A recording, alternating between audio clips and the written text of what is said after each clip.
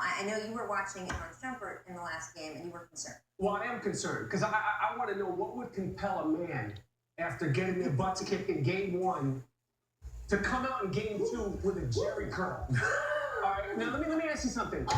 My brother Eric Rapaport, he tried to give himself a jerry curl in game 2. He almost burned his head off. This is a process. This takes a long time. You have to book salon time.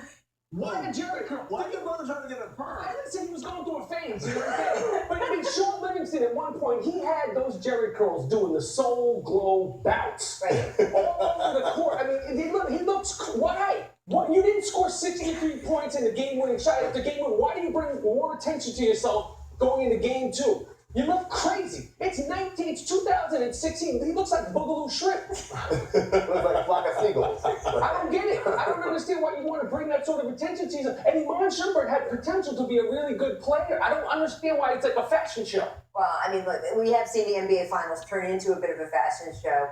Again, Byron, if this was your team, and you're seeing some of this go on after what happened in game 1. Someone obviously spent time with their hair between game 1 and 2. As a player, forget being a coach. I mean, do you say anything? You're like, dude, come on, let's.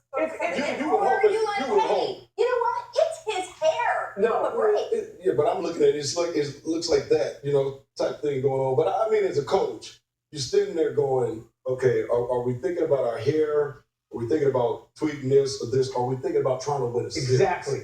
Where's your mindset? That would be the thing that's on my mind. Where's your head at? Where's your mindset? What are you thinking about? Get your mind right. Yeah, get your mind right. Get your thoughts on the game. Let's think about winning the game.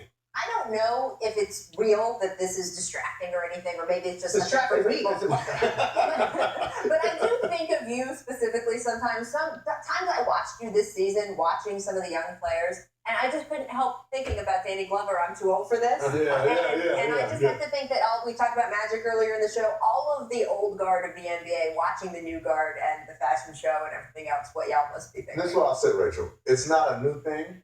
Because Dennis Rodman would change his color every game. That's a process, right? But you know what the difference is? Walt Frazier. This is what Mike. Walt Frazier, fine. Right?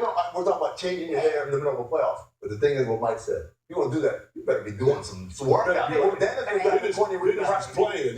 And if Tyler wants to regain control of his locker room before the shoot-around, he says, you know what, mommy? Yo, you got to cut that dude. Get the Clippers. You're not doing that. It's clearly time to go now.